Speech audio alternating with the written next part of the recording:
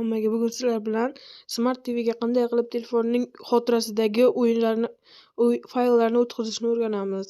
Uning uchun bizga File Manager ilovasi kerak bo'ladi. Bu Play Marketda ham, televizoringizning Play Marketida ham mavjud. Buni ichiga kiraveramiz.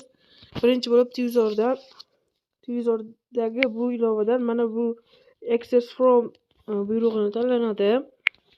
Bu yerga kirib, mana bu yer uchuq bo'lishi mumkin. Bu yerni yoqqan holda mana bu Start Service tugmasi bosiladi. Bu bosilgandan so'ng mana shunday joy chiqadi.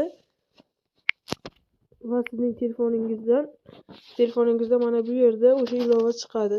Bu yerga mana shu kodni yozish kerak. Va yozib bemalol o'tkazaverasiz. Barchangizga videoni ko'rganingiz uchun rahmat. Like bosib obuna bo'lishni esdan chiqarmang.